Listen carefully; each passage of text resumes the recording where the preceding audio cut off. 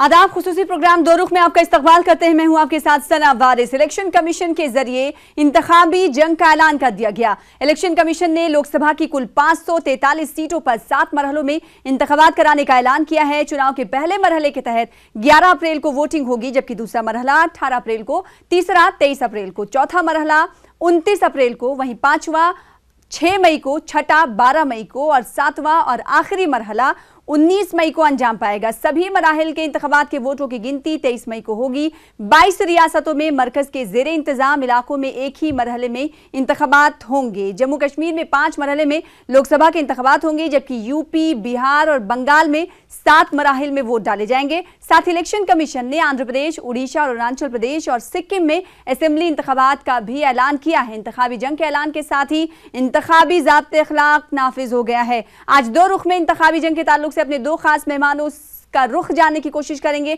अपने खास मेहमानों का तारुफ भी करा दें। हमारे साथ इस वक्त योगेश वर्मा साहब जुड़ चुके हैं, जो कि तर्जुमान है बीजेपी का। आपका इस्तकबाल करते हैं। और साथ ही साथ एक और खास मेहमान हमारे साथ जुड़ चुके हैं, सैफ साहब, जो कि लीडर हैं कांग्रेस के। सैफ साहब, सबसे पहला आपसे सवाल इसलिए करना चाहेंगे क्योंकि 5 साल आप सत्ता से दूर रहे, ऐसे में एक बार फिर से मौका मिल रहा है सत्ता में वापसी का। कितनी कांग्रेस पार्टी तैयार है? कांग्रेस पार्टी हमेशा से ग्राउंड स्तर पे काम करती आ रही है। लोगों की विकास का असली जो सिर्फ हवाओं में नहीं, ऑन पेपर की बात कर रहा हूं, गवर्नमेंट के रिकॉर्ड में जीडीपी ग्रोथ से लेके आप अगर ये देखें, देश में हम जब 2013 का आपको बता रहा हूं, अगस्त 13 का, तो हम फास्टेस्ट ग्रोइंग इकोनॉमी थे। हम तीसरे नंबर पे थे वर्ल्ड रैंकिंग में जी। आज चाइना की भी जो है 10% की जीडीपी ग्रोथ है, हम 10.8% 3 मरतबा छू चुके थे। आप एवरेज ग्रोथ की बात करेंगे, हम 7.6% की एवरेज जीडीपी ग्रोथ के ऊपर इन 10 साल में रहे, जबकि शुरुआती 5 साल में हम 8.5% की जीडीपी ग्रोथ पे हम लोगों ने किया, जबकि वर्ल्ड क्राइसिस थे पूरी दुनिया में। तब भी हमने अपने देश में जो है इतनी भूखमरी आने नहीं दी। हम आज भूखमरी की बात करते हैं, जहां हम पहले 55वें नंबर पे थे, आज हम 103 पे खड़े हैं, यानी हमारे देश में भूखमरी बढ़ी है। हम अनएम्प्लॉयमेंट की बात करते हैं, जहां यूपीए 1 और यूपीए 2 की अगर आप बात करें तो हम लेबर ब्यूरो के लिहाज से 3.6% की बेरोजगारी थी, और दुर्भाग्यपूर्ण था कि 3.6% भी थी। आज वो बढ़ के 7.6% हो चुकी है। सैफ साहब, इस हवाले से सवाल आपसे करेंगे। सिर्फ तैयारी को लेकर हमने सवाल किया था कि कांग्रेस कितनी तैयार है। यही सवाल, इसी सवाल का जवाब मैं बीजेपी से जानना चाहूंगी। योगेश वर्मा साहब, बीजेपी किस एजेंडे को लेकर मैदान में जाने वाली और कितनी तैयारी इस इंतखाबात को लेकर? भारतीय जनता पार्टी विकास के एजेंडे को लेकर के जनता के बीच जाएगी। जो बोला सो किया, सबका साथ सबका विकास। हमने पूरे 130 करोड़ हिंदुस्तानियों का विकास की बात की, जिसमें हमने कभी भी डिफरेंशिएट नहीं किया कि क्या अमीर क्या गरीब, कौन सा जात, कौन सा धर्म, कौन सी भाषा, कौन सा राज्य। इसको डिफरेंशिएट न करते हुए सबको एक समान विकास मिले। जो आर्थिक स्थिति से कमज़ोर है, ऐसा आखिरी तबका जिसके पास बिल्कुल पीने को पानी भी नहीं है, घर में बिजली भी नहीं है, चूल्हे पे जो अपना खाना बनाते हैं, जिनका घर जर्जर स्थिति में है, ऐसे अंत्योदय आखिरी व्यक्ति तक, समाज के आखिरी व्यक्ति तक जाने की कोशिश इस सरकार ने की है। इस सरकार ने वन इंडिया के नाम से चारों ओर इंफ्रास्ट्रक्चर, केवल आपके सबका साथ सबके विकास पे एक सवाल जनता के सामने पूछना चाहता हूं। मत रोके, केवल एक मुझे बताइए, उत्तर प्रदेश में, पूरे गुजरात में, मैं खुद इनसे सवाल करने वाली हूँ। एक बार इनकी बात मुकम्मल हो जाए, फिर उसके बाद सवाल उठाते हैं। जी योगेश साहब, जी आप अपना कंटिन्यू। आपकी बात जो है सबका साथ सबका विकास पे हम सैफ खान साहब आपका रुख करेंगे। योगेश जी क्या कह रहे हैं, पहले सुन लेते हैं, पहले सुन लेते हैं, फिर सवाल करेंगे। पहले सुन बोल रहे हैं, इनका नहीं, आप इनको ही बोल लेने दीजिए। आपको ना जब सवाल मुद्दों का पूछा जाएगा तो आवाज आएगी नहीं। ठीक है योगेश वर्मा साहब, ठीक है, आप मुद्दों का आप भाषण करने के लिए आए हो, आप सवाल जवाब करने के लिए नहीं आए हो। देखा मैंने क्या कहा था, ये सवाल इसके लिए आप मुझे थोड़ा सा बोल लेने दीजिए, फिर आपको जितना चाहिए उतना भाषण कीजिए। आप सवाल का जवाब मांगे, आप जवाब का सवाल मांगिए, सुन लेंगे फिर सवाल बनेगा। पहले जवाब सुन लेते हैं, पहले जवाब सुन लेते हैं। बात मानता हूं, आइए मैं आप पूछूंगा, फिर मौका दीजिएगा। जी जी जरूर।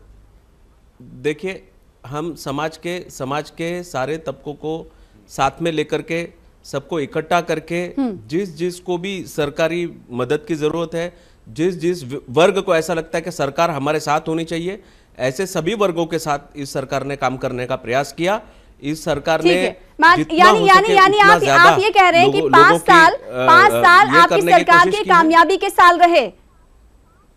मैं अब ये सवाल वापस ठीक है, कामयाबी सैफ साहब आपसे सवाल ये, आप ही बोल लीजिए, नहीं आप एक काम कीजिए, आज आप एक काम कीजिए, नहीं आप इनको ही बोलने दीजिए, मैं अभी कोई बात नहीं करता, आप इनको ही बोलने दीजिए, इनको ऐसा लग रहा है आज के बाद आपको क्या लग रहा है मैं गुणगान नहीं कर रहा हूं, मुझे किन महाज पर बीजेपी नाकाम रही?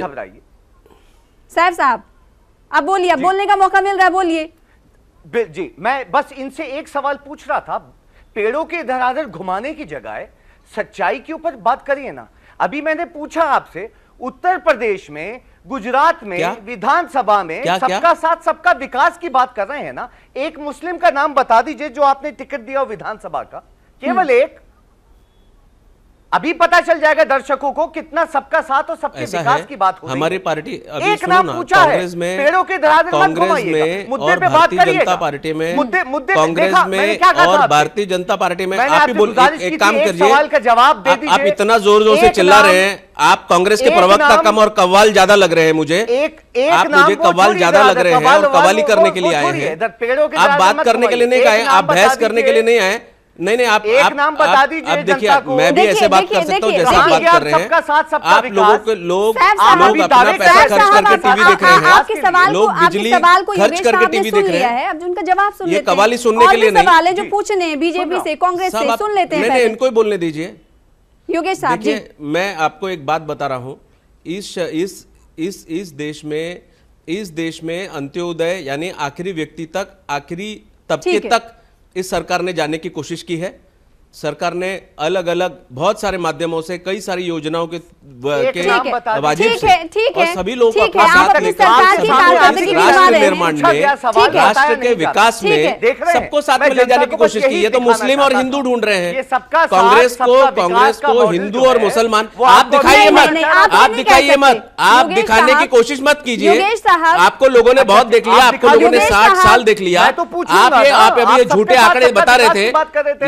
अब कहां गया सबका साथ सबका? नहीं आप पूछ नहीं रहे हैं, आप पूछ नहीं रहे, आप पूछ नहीं रहे हैं, आप जबरदस्ती करने के लिए आए हैं, आप अपनी बात करने के लिए। आपसे योगेश साहब आपसे सवाल है, अगर बात उत्तर प्रदेश की करनी जाए तो वहां पर 80 सीटें हैं। सैफ साहब सवाल कर लेने दीजिए। योगेश साहब, अगर बात उत्तर प्रदेश की कर ली जाए, अगर बात उत्तर प्रदेश की बोल रही, बात उत्तर प्रदेश की अगर कर ली जाए तो 80 सीटें हैं। अगर पिछले लोकसभा इंतखाबात की अगर हम बात कर ले तो 68 सीटें बीजेपी की झोली में गई थी। लेकिन इस बार जो है 2 चुनौतियां बीजेपी के सामने हैं। एक चुनौती जो है प्रियंका की शक्ल में सामने है, तो दूसरी एसपी और बीएसपी इत्तेहाद। मुझे एक बात बताइए, इस देश में इतनी सारी प्रतिभाएं हैं, जितने सारे शोज आते हैं, छोटे छोटे बेचारे गरीब घरों के बच्चे आते हैं और इतने जबरदस्त टैलेंटेड बच्चे होते हैं। इस देश में इतना सारा टैलेंट है, आप कहां प्रियंका गांधी के ऊपर टिकी हुई हैं? ये देश किसी के बाप दादा की जागीर नहीं है, ये देश टैलेंट की जागीर है। जो अपना टैलेंट लेकर के और लोगों के सामने आएगा, लोगों का दिल जीतेगा, वो ये चुनाव भी जीतेगा, वो लोगों का कोई भी स्टेज होगा वो भी जीतेगा। प्रियंका गांधी ये हमारे सामने कभी चुनौती थी नहीं। प्रियंका गांधी पहले अमेठी में काम कर चुकी है और मुझे ये मेरी बात सुनिए, प्रियंका गांधी जी इतने सालों से अमेठी लोकसभा देख रही थी। आप अमेठी के ऊपर जरा कैमरा लेकर के जाइए ना और उनसे पूछिए कि आपने अमेठी में क्या किया, आपने रायबरेली में क्या किया। अमेठी में ये किया कि सबसे बड़ी मिल्क की फैक्ट्री है अमेठी में, पूरे देश में दूध सप्लाई होता है वहां से। अमेठी की बात करेंगे, आइए 7 ब्रिजेस बने हुए, आप कहां के हैं? दूध सप्लाई कर रहे हो, अमेठी से दूध सप्लाई कर रहे हो और अमेठी का खून चूस रहे हो। सुनिए और अमेठी का खून चूस रहे हो। एक विद्यालय नहीं है, एक स्टेशन नहीं है, पेड़ों के धराधर नहीं, सवाल एक रेलवे क्रॉसिंग नहीं है, एक सड़क नहीं है, एक रेस्टोरेंट नहीं है, एक स्कूल नहीं है, एक यूनिवर्सिटी नहीं है, एक सड़क भी नहीं है, एक घर में बिजली नहीं है। अच्छा, आप कौन से अमेठी की बात कर रहे हो साहब? आप जिस अमेठी पे कब्जा करके बैठे हो, उस कमेटी की हालत क्या है? जरा आप एक काम कीजिए, आप कैमरा लेकर के वहां पर जाइए और अमेठी मॉडल जो आपने इस पूरे देश को आपने दे रखा है, आप प्रियंका गांधी जो विनाश का मॉडल है, ये विकास का मॉडल नहीं है। आप रायबरेली और अमेठी इन दोनों का विकास को लोगों के सामने ले जाइए। आप मुझे बताइए, देखो आप मुझे एक बात बताइए, आप मेरे से बहस करने के लिए आए, मेरे को आपसे बहस नहीं करनी, आप बोलते रहिए, मैं चुप हो जाता हूं। आज तक नहीं मिला है, 45% उत्तर प्रदेश में क्राइम बढ़ चुका है, 24% क्राइम महिलाओं के ऊपर बढ़ चुका है। आप ये देखिए, मेडिकल फैसिलिटी इतनी बेकार थी आपके बीआरडी हॉस्पिटल में, आपको शायद ज्यादा समझ में आ रहा होगा, मुझे कुछ भी पल्ले नहीं पड़ रहा है। सैफ साहब रोकना चाहूंगे, ऐसे तो बातें ही नहीं हो सकती, अपनी अपनी बात भी नहीं रख सकते। आपसे सवाल ये, जिस तरीके से एसपी और बीएसपी इत्तेहाद है और बात अगर बीजेपी की कर ली जाए तो क्या मोदी लहर कांग्रेस मोदी लहर और साथ ही साथ एसपी बीएसपी इत्तेहाद को कैसे संभालेगी? आपसे सवाल, आपको बताया नहीं गया, आप मेरा टैलेंट, चलिए शुक्रिया, बहुत बहुत शुक्रिया आपका। सीधा सवाल आपसे सैफ साहब, सीधा सवाल आपसे ये कि एसपी बीएसपी इत्तेहाद की चुनौती कांग्रेस के सामने भी है, और अगर मोदी लहर की अगर बात कर ली जाए तो मोदी फैक्टर भी एक साथ है, तो दोनों फैक्टर से कैसे किस तरह से संभालेगी कांग्रेस उत्तर प्रदेश की अगर हम बात करें तो? देखिए, बड़ा साफ सा जवाब है, मैं आपको बताना चाहता हूं कि हम जब गुजरात में लड़े इलेक्शन तो हमने जो है हमारे प्रधान सेवक मोदी जी को उनकी विधानसभा हराई, इनके राष्ट्रीय अध्यक्ष अमित शाह जी को उनकी विधानसभा हराई। बाई इलेक्शन 85% इस देश में जो है हमने जो है बीजेपी को हराए, उसके बाद कर्नाटका हराया, उसके बाद तीनों राज्यों में जो अभी हम इंडिपेंडेंट खड़े होकर जीतता है, तो हम इंडिपेंडेंट इलेक्शन लड़ने में सक्षम हैं, राष्ट्रीय दल है और हम मजबूती से लड़ेंगे। कब तक जनता के सामने झूठ बोला जा सकता था साहब? एक जगह जो है बेरोजगारी बढ़ती जा रही है और आप कह रहे हैं नहीं साहब आपने कर दिया। 7.6%, नीति आयोग 7 मिलियन की बात करता है, यानी 1/3 ग्रेजुएट्स घर पे बैठे हुए हैं। आप ये समझिए 11% पॉपुलेशन बेरोजगार है, 12 करोड़ यूथ घर पे बैठी हुई है, 550 नौकरियां दिन की खराब हो रही हैं, और आप ये बताते हैं साहब कि आपने देश का विकास किया है। कौन सा, कहां से मैं ये जानना चाहता हूं कि कौन से, आप मुझे दे दीजिए आंकड़े, जनता के सामने दे दीजिए। मैं तो जानना चाहूंगा कितनी % जीडीपी ग्रोथ है, एग्रीकल्चर ग्रोथ की, किसानों की बात कर लीजिए। आइए, आज एग्रीकल्चर ग्रोथ हमारे टाइम पे 5.6% थी, आज वो घट के 2.1% हो चुकी है, और भारतीय जनता पार्टी विकास का नाम लेती है। और महंगाई कहां थी? विकास आपके सिर्फ राष्ट्रीय अध्यक्ष अमित शाह जी के बेटे ने किया है साहब। मुझे एक बात, 6,000 गुना ज्यादा, 16,000 गुना ज्यादा, 3 महीने में 50,000 से 80 करोड़ पे पहुंच गए।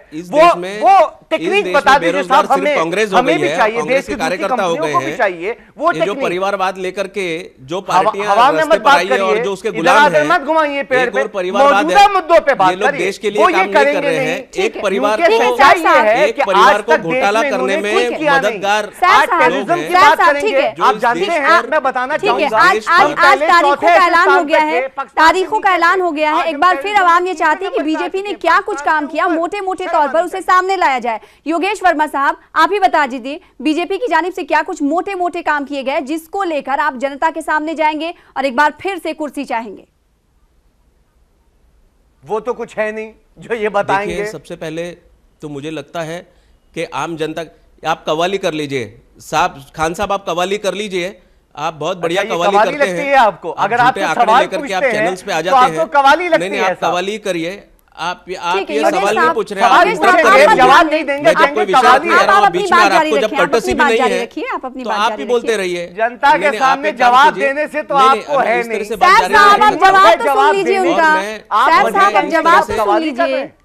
यानी जनता अगर सवाल पूछती आपसे तो आप ये कहते हैं वो कमाल है। जवाब दे रहे हैं ना, बड़े काम मोटे काम बीजेपी की जानिब से इन 5 सालों में क्या किए गए, पूछ रही हूँ, जल्दी जल्दी बता दीजिए। बताइए, गांव गिनवाइए ना, जो पूछा गया सवाल उसका जवाब दीजिए। मैं चुप हूं, चलिए सुनाइए। सबसे पहले सबसे बड़ा काम, 5 ऐसे काम, सबसे बड़ा काम जो इस भारतीय जनता पार्टी ने किया है वो, अभी पहला सुनिए। सबसे भ्रष्ट शासन जो कांग्रेस की सरकार का था उसको हटाया हमने। कितने लोग जेल में हैं? उसको हटा करके इस देश को एक नई रोशनी लाके दी। जेल में हैं? जो महाभ्रष्ट सरकार, जिसने सारे भ्रष्टाचार के सारे आंकड़े, जिसने आसमान को छू लिया था भ्रष्टाचार में, कॉमनवेल्थ गेम में जो खिलाड़ियों के पैसे खा गए, अभी 30,000 करोड़, जिसने 3,000 रुपए का टॉयलेट पेपर बेचा, और ऐसी भ्रष्ट पार्टी को, ऐसी भयानक इस विश्व की सबसे बड़ी भ्रष्ट पार्टी को इस देश से भगाया, उनको अपने घर बैठाया, इस कांग्रेस को इस देश से नेस्तनाबूद करके इसको खत्म कर दिया। तो ये सबसे बड़ा काम किया इस देश के लिए। अगर कोई काम करना था तो भ्रष्टाचारियों को भगाने का काम करना था, तो कांग्रेस जैसी भ्रष्ट पार्टी, ऐसी कांग्रेस भ्रष्ट पार्टी को इस देश से भगा दिया। आपको यही सुनना है, मैं समझ रहा हूं आपको क्या सुनना है, मैं आपको वही समझा रहा हूं इस देश की सबसे बड़ी भ्रष्ट पार्टी कांग्रेस को भारतीय जनता पार्टी ने दिल्ली के तख्त से हटा दिया। इससे बड़ा और क्या देश के लिए सेवा हो सकती है? झूठ बोल के, है ना? उसके बाद आप सुनेंगे, आने वाले इंतखाबात में तस्वीर भ्रष्ट पार्टी जो सबसे बड़ी भ्रष्ट पार्टी इस विश्व की कांग्रेस पार्टी, उसको इस देश में अपने घर में बैठाया। सर काम की बातें कर रहे हैं तो आप कांग्रेस पार्टी, काम की बातें कर रहे हैं तो आप कांग्रेस पार्टी का राग रहा कामयाबी का। देखिए आपके कांग्रेस के जो प्रवक्ता है, जब कांग्रेस के प्रवक्ता है, जब उनको मैं कोई बात बताता हूँ, वजीर आजम नरेंद्र मोदी इंतखाबी रैली में जाते उन्होंने कहा हम ये काम करें, वो 5 काम ही गिनवा दीजिए। खान साहब 5 काम पूछे हैं, गिनवा दीजिए। हमारे खान साहब सुनेंगे तो मैं बोलूंगा ना, वो यही बात सुनना चाहते हैं। कितना सुनाएंगे साहब? तीसरे नंबर पे फिर वहीं घूम फिर के आ जाते हैं। भ्रष्टाचारी कांग्रेस को इस देश से हटाया, ये सबसे बड़ा काम है। जनता से ये दिखाना इस देश में सबसे बड़ा मैं बताता हूं आपकी कामयाबी, हमने जाल बिछाया। सुनिए, और इस देश में एक्साइज ड्यूटी जब बढ़ाई 10% से 12.36% आपके भारतीय जनता पार्टी ने आते ही बढ़ाई। जो आज तक अस्पतालों के बिल नहीं चुका भारतीय जनता पार्टी ने आते ही बढ़ाया। आयुष्मान प्लाटफॉर्म टिकट 2 रुपए से 20 रुपए भारतीय जनता पार्टी ने आते ही बढ़ाया। जो है भारतीय जनता पार्टी ने बढ़ाया। भ्रष्टाचारी महाभ्रष्ट कांग्रेस पार्टी को आज 1000 इस रुपए देश करते से हैं, भगाने ये का भारतीय काम जनता किया। पार्टी ने करवाए। ये पेट्रोल सबसे और बड़ा डीजल काम में भारतीय जनता पार्टी ने इस देश योगेश साहब यहाँ पर आपको रोकना चाहूंगी। भारतीय जनता पार्टी ने करवाया। योगेश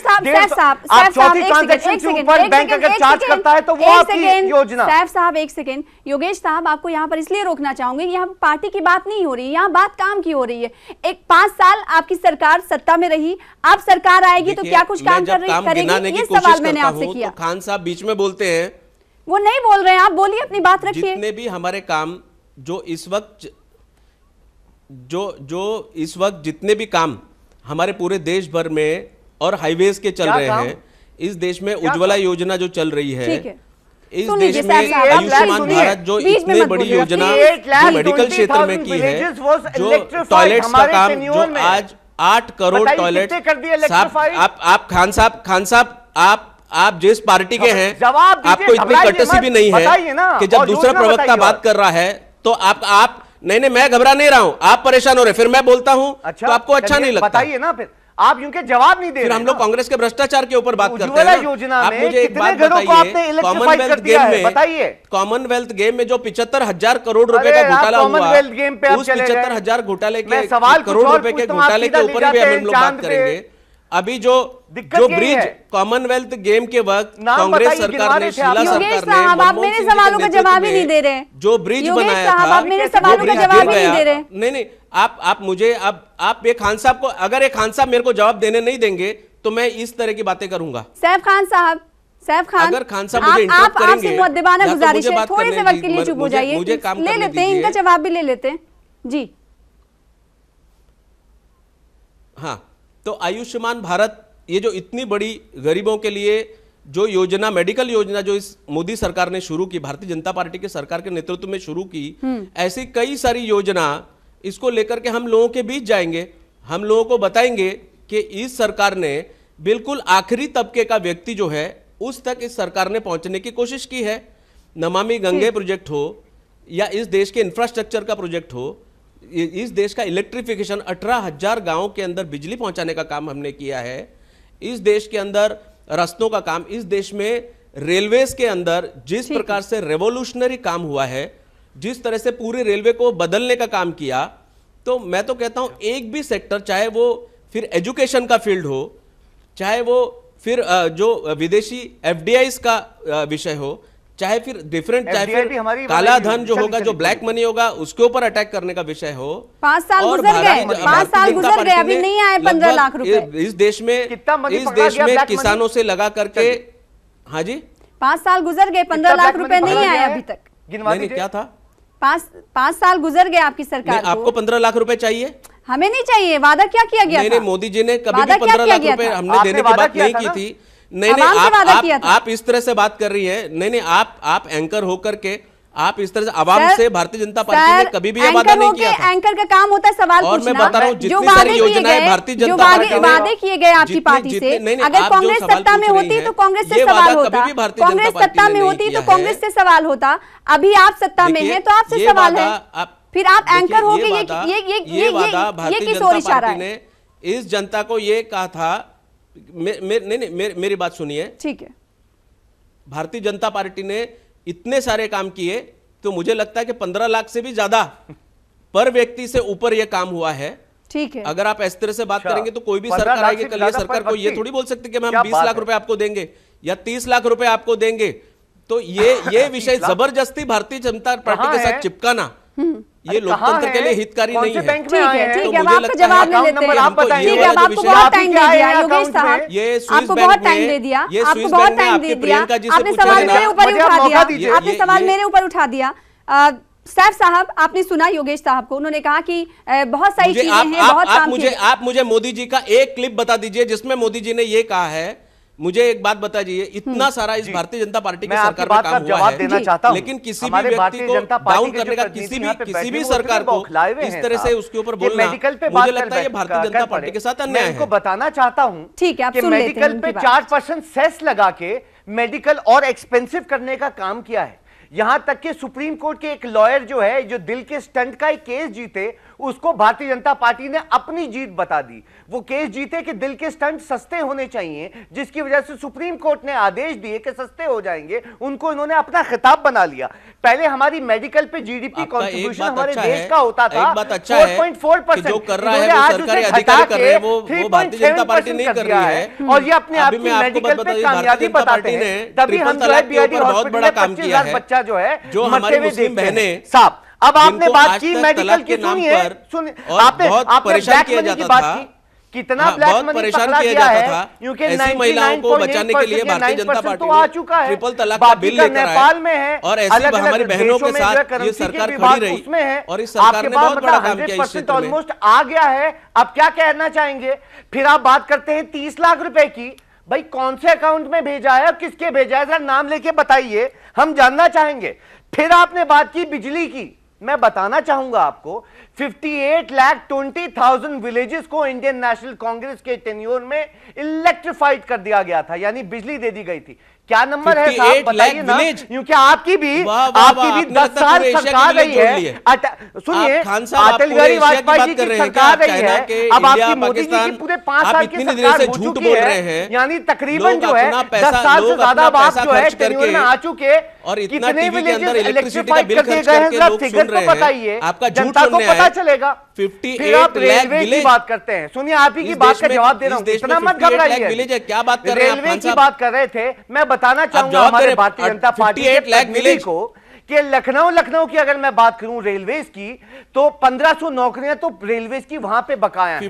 2000 से ज्यादा पुलिये हमारे देश में इस वक्त जर्जर हालत में है, जो कभी भी गिर सकती हैं। उनका मेंटेनेंस वैसे ही आपको भगा दिया। आपने वैसे ही झूठे वादे किए, जैसे आप बाकी के वादे करते आए कि 50 लाख का बजट फ्री वाईफाई देंगे, यूनिवर्सिटी को 50 लाख का बजट वाईफाई देंगे, आप जो है अच्छे दिनों की लहर वो निकलेगी। 3,975 करोड़ सैंक्शन किया गया 2017 के बजट में गड्ढों के लिए। सबसे अच्छे दिन तो इस देश की जनता के आ गए हैं, सबसे बुरे दिन तो कांग्रेस के आए हैं। इस देश में भारतीय जनता पार्टी ने केवल झूठ ही बोला है, आज तक सच बोले। देश के घोटालेबाज कांग्रेस, महाघोटालेबाज कांग्रेस, जिसने बोफोर्स का घोटाला किया, योगेश साहब, किया, घोटाले का कांग्रेस हो गई।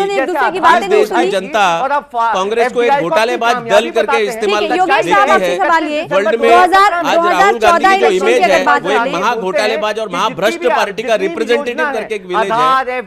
आप दोनों बोलते रहिए, आप दोनों बोलते रहिए और मैं अलग बोलते रहूं। सर योगेश साहब, आपसे सवाल ये, 2014 में जब मैनिफेस्टो तैयार किया गया बीजेपी की जानिब से, तो राम मंदिर का मसला सरफहरिस्त था, अव्वल नंबर पर था, और जो साधु संत थे उन्हें भी कॉन्फिडेंस में लिया गया। और उसके बाद अब 2019 आ गया है, इंतखाबात का भी ऐलान हो गया, तारीख बता दी गई है। ऐसे में साधु संत नाराज हैं, उन्हें कॉन्फिडेंस में कैसे लिया जाएगा? क्योंकि बीजेपी को लेकर उनकी जानिब से कहा जा रहा है कि राम मंदिर नहीं तो वोट नहीं। नाराज नहीं है, कोई साधु संत नाराज नहीं है। भारतीय जनता 1 लाख पार्टी से ने ज्यादा अपने हैं। मैनिफेस्टो में 1 लाख से ज्यादा साधु संत जो हैं वो नाराज हैं। मैं बताना चाहूंगा, नाम गिरवाना वो शुरू भारतीय जनता पार्टी को मंजूर होगा। एक भी साधारण आप किस बुनियाद पर कह रहे हैं? आप किस बुनियाद पर कह रहे हैं कि वो नाराज नहीं है? आप किस बुनियाद पर? वक्त नहीं है योगेश साहब, वक्त नहीं है, वरना आप उनका रद्द-ए-अमल भी सुना देते। इतना सुंदर, इतना बड़ा आयोजन नहीं है, वरना उनका रद्द-ए-अमल सुना देते हैं आपको। अभी सुनाते आप? वक्त नहीं है, साधु संतों ने जो कहा है हो जाता है क्या? आपके बोलने से साधु संत नाराज हो जाते हैं? आपके बोलने से कुछ साधु संत जो नाराज होते हैं? मुझे एक बात बताइए, जब शादी होती है तो घर का फूफा नाराज हो जाता है, तो इस तरह की बातें करना, तो इसका मतलब ये आयुष्मान योजना इस देश में नहीं लागू की।